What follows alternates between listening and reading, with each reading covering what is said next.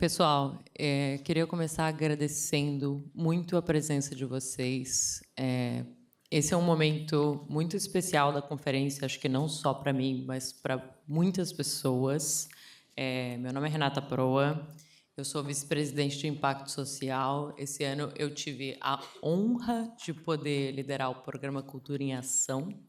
Eu sou estudante de saúde global aqui em Harvard, sou matemática de formação, mas eu também sou artista. Eu trabalhei por muito tempo com música, fui cantora de ópera. Então, para mim, esse momento tem uma importância muito grande e minha missão na Brasil Conference, eu acho que vai até além desse painel hoje. A minha missão é poder trazer a cultura e a discussão sobre o papel da cultura na sociedade e sobre a educação artística aqui e no Brasil. E eu acredito que nada acolhe mais uma criança na sua sociedade, na escola, em qualquer lugar, do que a arte. Eu fui uma pessoa que tive a minha vida transformada por um projeto social de educação artística.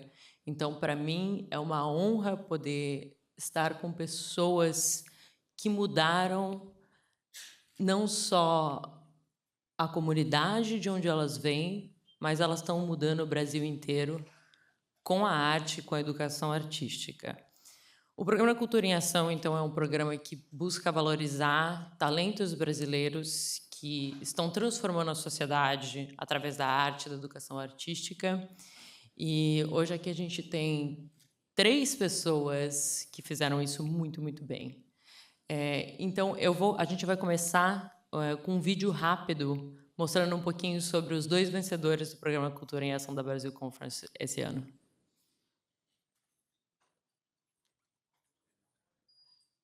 Pode passar o vídeo.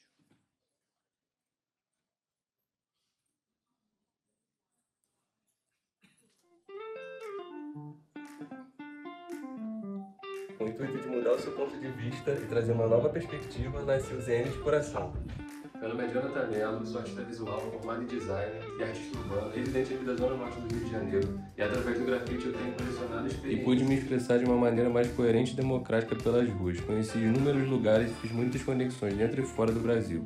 Hoje também sou idealizador do projeto ZN de Coração, que nasceu através de uma carência sentida anos atrás, quando ainda cursava a faculdade e senti uma enorme falta de ter acesso à arte na Zona Norte do Rio, onde sou nascido e criado. E sempre que precisava acessar esses lugares, tinha que ir até o centro ou a Zona Sul, onde tem maior poder aquisitivo. O projeto ZN visa ressignificar espaços através da arte, gerar conexões entre os artistas locais e, o mais importante, permite que jovens que, assim como eu no passado, que não sabiam que poderiam ter essa perspectiva de vida artística, possam se enxergar e se ver capacitados para viverem dos seus sonhos através dos nossos workshops imersivos. Revitalizamos diversas escolas públicas, praças e imobiliários urbanos, gerando mais pertencimento e visando, através da arte, salvar vidas, acessando locais muitas vezes esquecidos pelo poder público.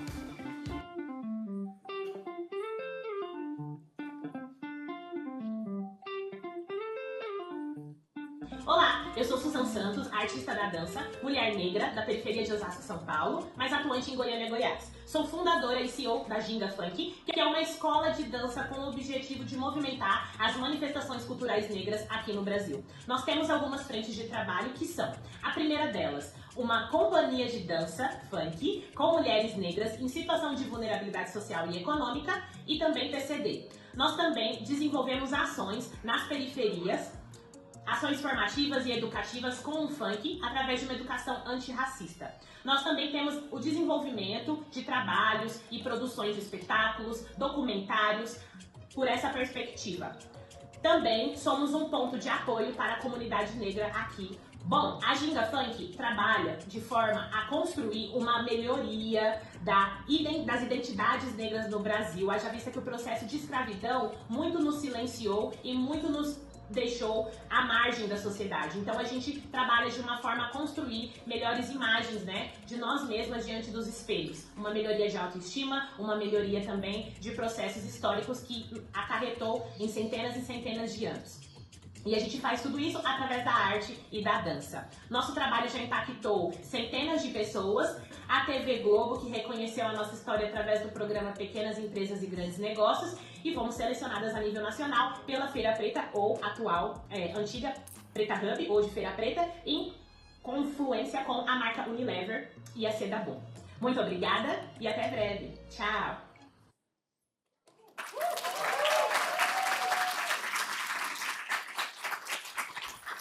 Esse é só um gostinho para vocês saberem quem são.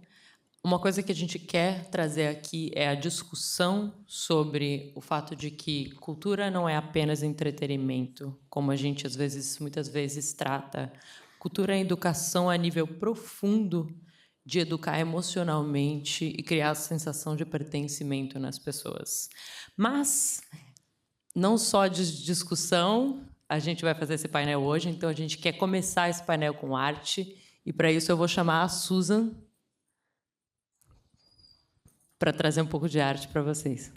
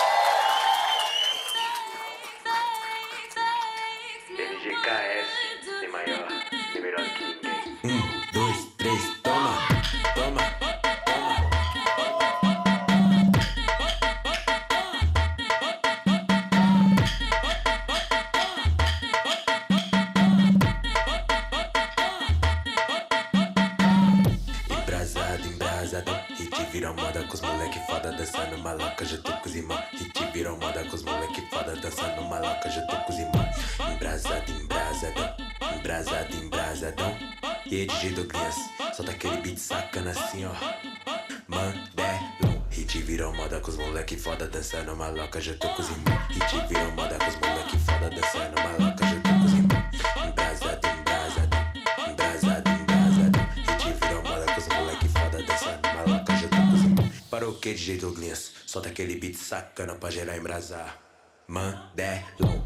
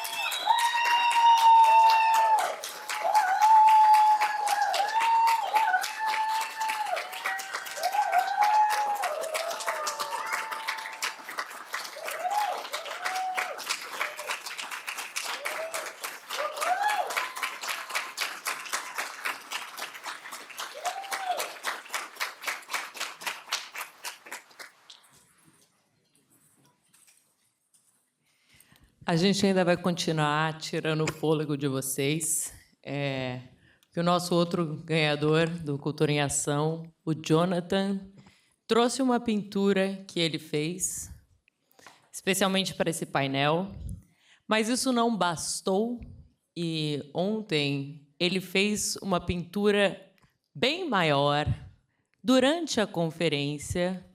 E fazer isso acontecer, uma pintura com spray durante a Brasil Conference, foi um grande desafio.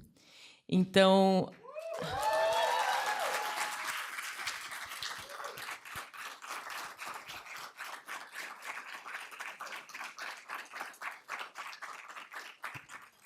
eu queria também aproveitar para dizer que, para fazer isso acontecer, foi um trabalho de 4 pessoas espetaculares, que são o time do Cultura em Ação, que é o Eduardo Guterres, o Gil Sawada, a Luísa Lima e a Nardelli Ferreira, que fizeram tudo isso acontecer. Eles fizeram muito, muito mais. Eles trabalharam muito, então eles merecem uma salva de palmas muito forte.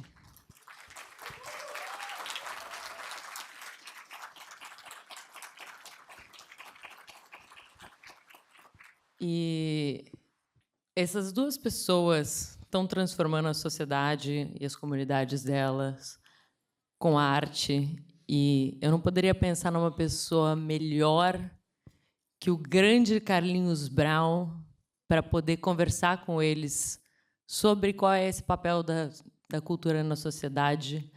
Carlinhos, que desde o começo da sua carreira, menino prodígio, e que mudou a sua comunidade, formando grupos de percussão, e continua mudando não só a sua comunidade, mas o Brasil inteiro, e comovendo e criando uma sensação de pertencimento quando a gente ouve as músicas dele, quando a gente olha para tudo que ele é e que ele representa.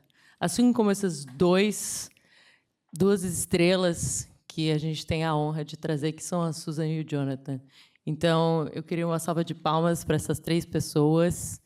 E eles vão poder...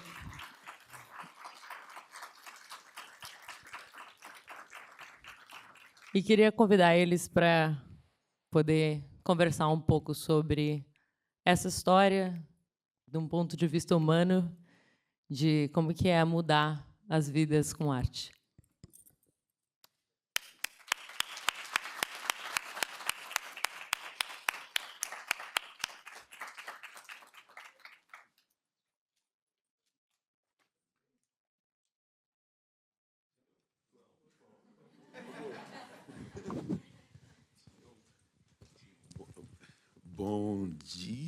Bom dia ainda, boa tarde. Bom dia. Vamos sentar? Bora. Tinha um tablet que tinha algumas perguntas para fazer, mas eu andei estudando alguma coisa. Primeiro, parabenizá-los, né, por tamanha fortuna estética. A primeira que você traz, começando com o maculelê e deixando bem explícito de onde vêm as coisas, né? A cultura Congo está viva no Brasil. O reino Congo, a cultura banto está viva no Brasil. E ela ganha também adendos. Assim. Quando a gente fala funk, a gente encontra um adendo importante. Opa! É porque é tudo ressecado aqui, a mão não segura, tem um monte de percussionista. E é tudo... E, voltando ao assunto, a gente vê que, para os grupos se afirmarem muito, né, a gente precisa de uma certa chancela externa para dizer que nós somos o Brasil. Mas hoje o que você mostra traz, sim, o que vocês mostram, traz uma mudança e um pertencimento enorme nisso tudo. E eu queria começar com você, Susan. Como você enxerga o papel da mulher no funk, especialmente na forma como o corpo feminino é representado nas letras e nas performances? E de que maneira você ressignifica ou usa o funk como uma ferramenta de empoderamento feminino, mesmo diante das contradições que existem dentro do próprio gênero? Caramba, que pergunta, hein? Profunda. Salve, salve, família. Salve, salve, Brasil, Osasco, da terra de onde eu vim. Estou muito feliz de estar aqui na presença de vocês e, principalmente, né, na presença de Carlinhos, que escuto desde pequena. Ainda estou eufórica com a dança, mas... Bom...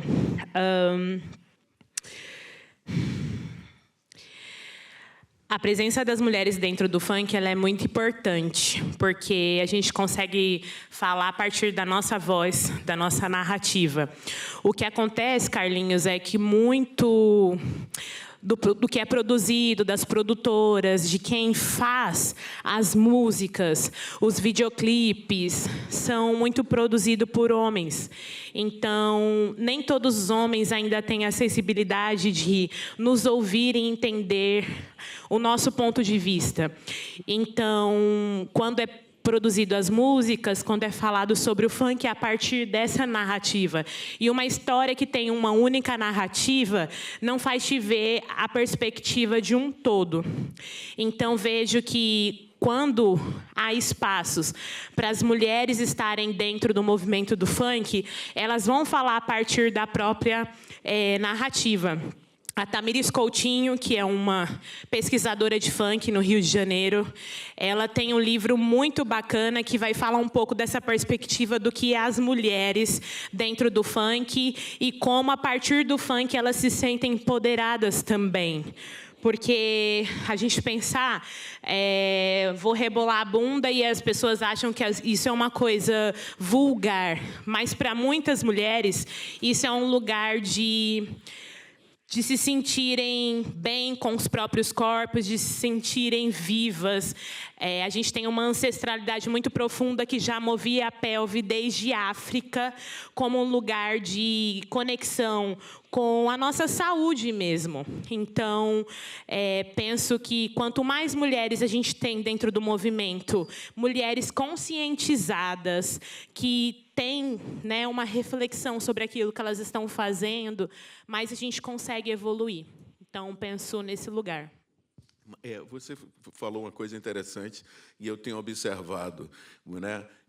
A bunda, ou a tribo bundo. Sim. Né? E, ao mesmo tempo, esse movimento pélvico, sim, vindo de cultos de iniciação sexual, né? E, por muitas vezes, eles se perdem na erotização. Como você poderia apropriar melhor esse sentido nas comunidades, sobretudo as comunidades de baixo poder aquisitivo, que têm gravidez, não posso dizer indesejada, mas precoce, justamente por ter uma visão, uma compreensão de o que é espiritual, banaliza-se a partir da festa? Legal demais essa pergunta. Carlinhos, eu estava conversando com a Renata Prado, que é uma outra artista do funk muito importante, que está à frente da Frente Nacional das Mulheres no Funk em São Paulo, e ela me trouxe uma questão que me lembra isso. É complicado você virar para uma menina de 15 anos, na periferia, que, quando ela vai tentar falar sobre assuntos sexuais, ela não tem com quem falar. Ela não tem a informação. Então, quando a gente fala de funk, a gente, obviamente, fala da questão da cultura do funk na arte, mas também o quanto que isso está ligado a várias outras questões na sociedade, como, por exemplo, a saúde do corpo feminino. Então, quando uma mulher ela conhece o próprio corpo, ela sabe o que ela quer, o que ela não quer, quais são os espaços que ela vai deixar isso fluir, quais não, ela tem poderes de decisão também. O problema é que a juventude na periferia, às vezes, não tem acesso às informações. E isso faz com que coisas como gravidez indesejada, não sabe muito bem o que engravida, o que não, porque ela não conhece o próprio corpo. Então, quando eu ensino o funk, e a gente está falando de mulheres de 15 anos, mas eu dou aula para mulheres de 50, que não têm muita consciência do próprio corpo, dos próprios desejos, o que elas querem, o que elas não querem. E aí, às vezes, elas acabam em situações que elas não se sentem confortáveis, porque ninguém ensinou isso para elas. Em Goiás, que é de onde o trabalho da Ginga Funk acontece, existe muitas escolas militares.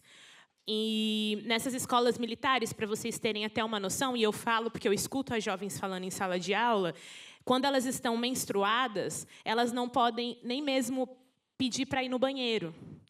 Então, é uma restrição com o corpo muito severa. E onde que elas podem trabalhar essa questão do corpo, entender essa questão da saúde? Eu vejo que a dança é um lugar para ter um conhecimento sobre isso e ajudar para que essas questões possam ser mais digeridas, possam, inclusive, deixá-las mais conscientizadas sobre as coisas, mais preparadas sobre as coisas. Muito bem. E aproveito para dizer que a gente está aqui nesse espaço, merenda escolar, sim, mas absorvente também é importante. Sim. Para as escolas e ter essa compreensão de que educar-se passa por necessidades humanas. Isso faz parte da minha vivência.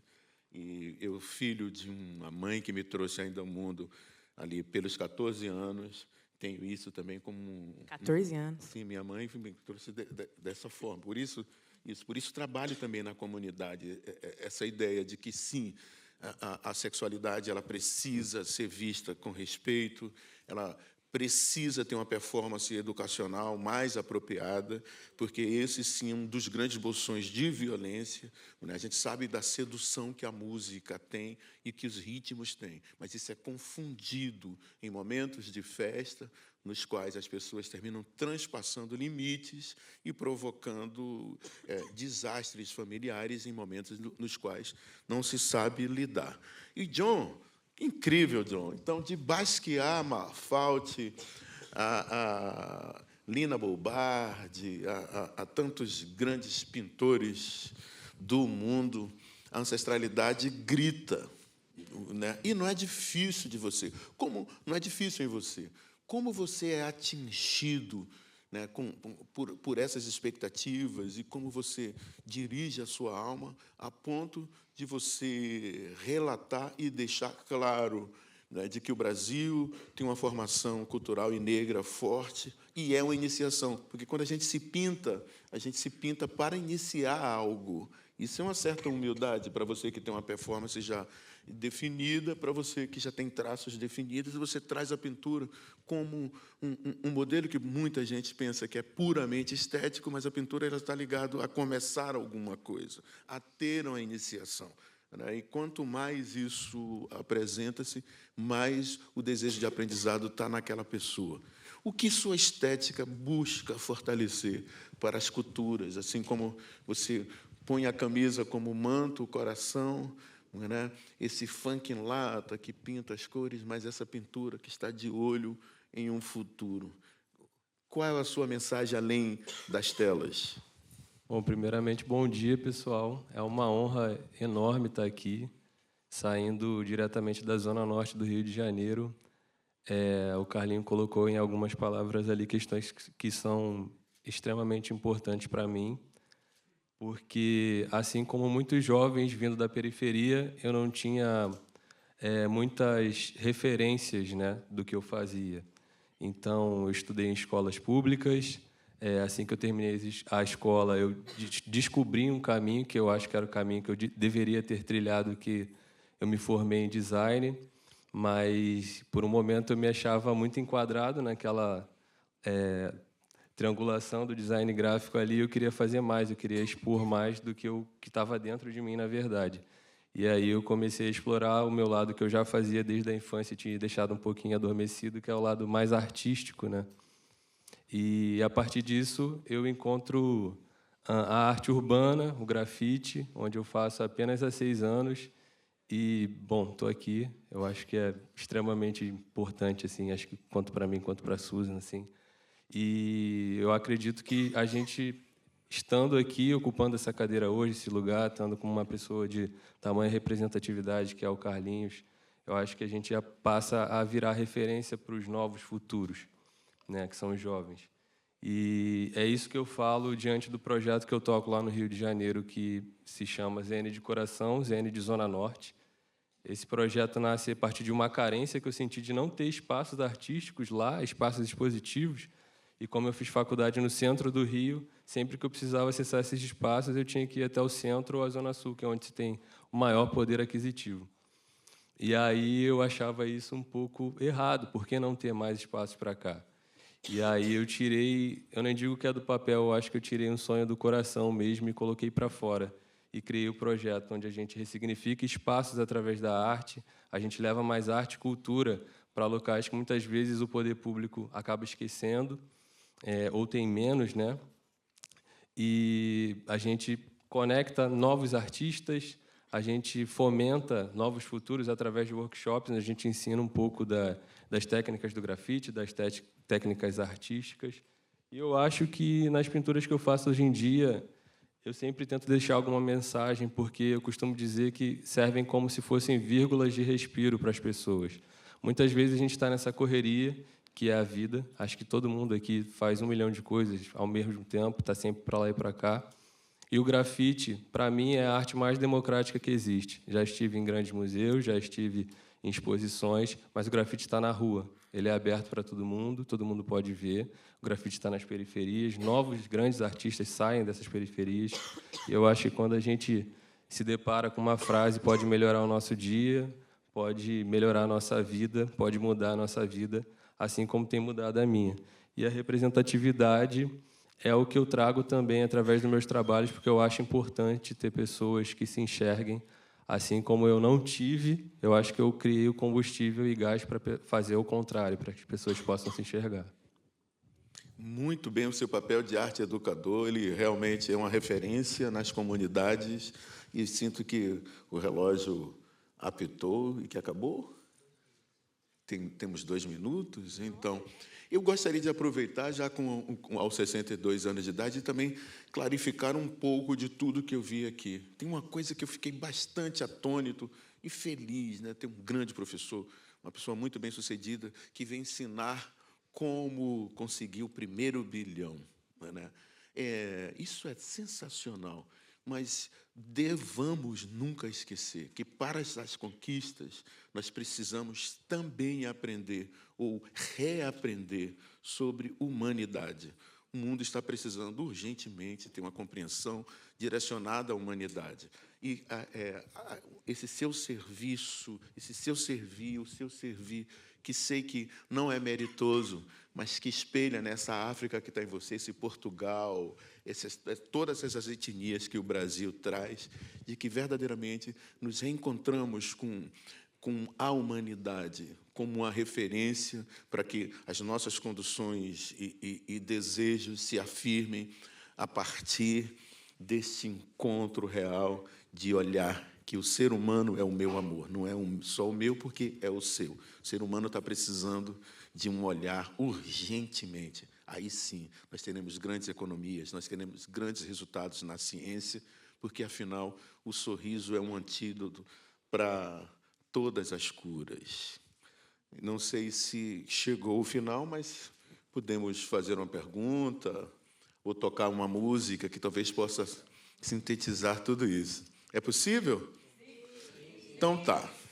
Eu gostaria de fazer uma fala antes senhora. da gente finalizar, que foi uma coisa que muito foi me perguntado, né, tanto no processo da conferência quanto para vir para cá. Eu gostaria que todos soubessem que o funk, hoje, ele é a voz da juventude no Brasil. E eu não sei se vocês conseguem ver esse símbolo, é uma adinkra, que é uma forma de escrita africana da região do Ghana, na África. É uma sankofa, vocês já devem ter visto esse símbolo nos portões das casas de vocês. Sim. Então, para que eu possa prospectar um futuro diferente para o Brasil, eu preciso olhar para o passado e entender a nossa ancestralidade. Então, esse é o trabalho que a Ginga Funk tem feito, fazer a juventude se conectar com as histórias, porque tudo que a gente vê nos livros, nas escolas no Brasil, é que fomos escravizados e que somos seres desprovidos de riqueza, de saber, de conhecimento. E isso a juventude negra ainda não sabe, muitas vezes, porque esse tipo de conhecimento não chega até eles.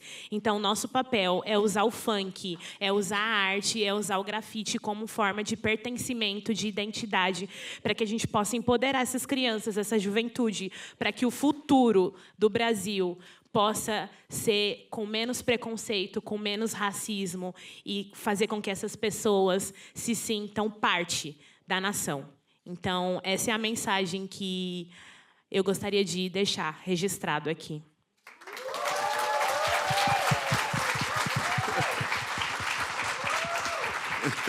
Vamos de arte. Falamos muito de África e Brasil. Aí, o Brasil, né, tem uma performance especial, que, através da oralidade, nós preservamos muito. Mas é importante imaginar que nós, oriundos afroascendentes, né, estamos muito em busca de uma conexão, ou de uma reafricanização no Brasil que extingua de vez o preconceito, o racismo e etc. Mas nós não abdicamos da miscigenação como uma das conquistas também do povo africano, e acredito que isso, sim, trará uma coesão. E a miscigenação ela tem um significado maior do que mistura de sangues, né? Que é conhecer o outro. O preconceito ele nasce do desconhecimento. Sim. E a partir do momento que eu conheço melhor a cultura saxônica, a cultura asiática, eu posso afirmar de que eu faço parte realmente de uma globalização estética e afirmada pela ancestralidade. A oralidade está dizendo mais que os livros, e nós estamos aqui em torno disso.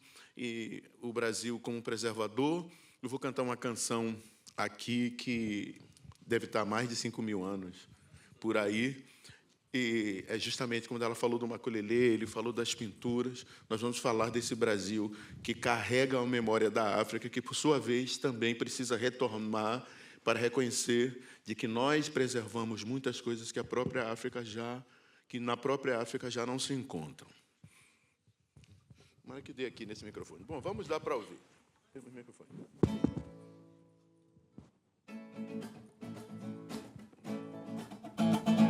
O balua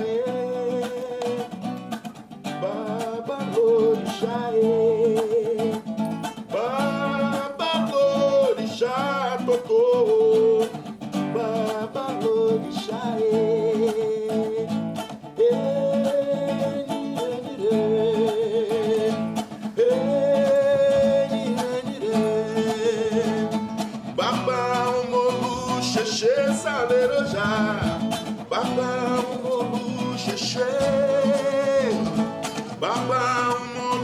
xexê, salerojá.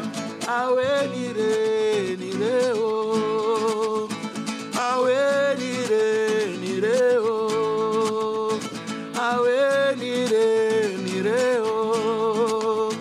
Aue, nire, nire, oh.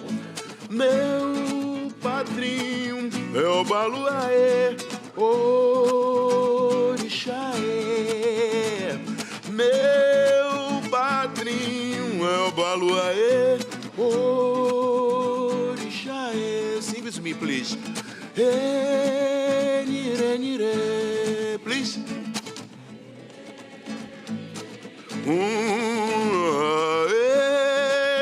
Nire, nire.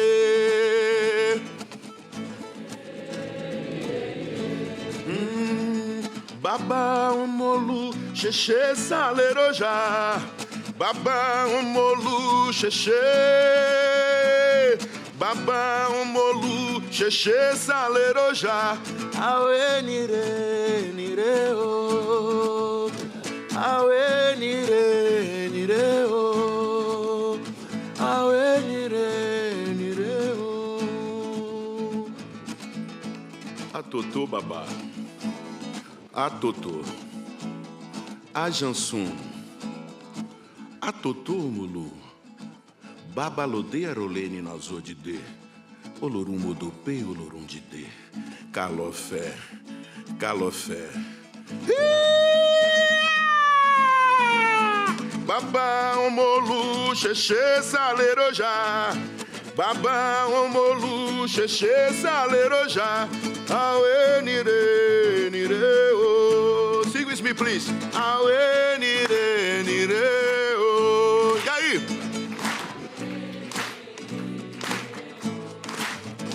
Aue, nire, nire, oh. Que a harmonia do Senhor da terra, que essa harmonia de cura permaneça em nós enquanto nações. Nós somos a humanidade e precisamos permanecermos como seres humanos. Que a humanidade se reencontre com a educação da convivência. Muito obrigado.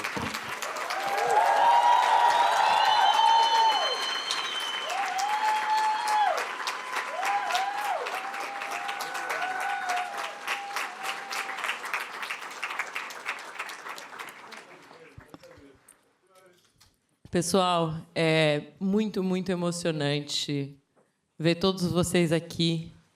Foi muito trabalho dessa equipe incrível e foi um trabalho emocional, físico e de se virar nos 30 para fazer todos vocês estarem aqui, cantando juntos e se emocionando, para poder falar da importância da educação artística, da importância do trabalho que essas 3 pessoas, essas 3 potências e muitas outras também que existem, porque o Jonathan e a Susan foram selecionados de um grupo enorme de pessoas extremamente incríveis.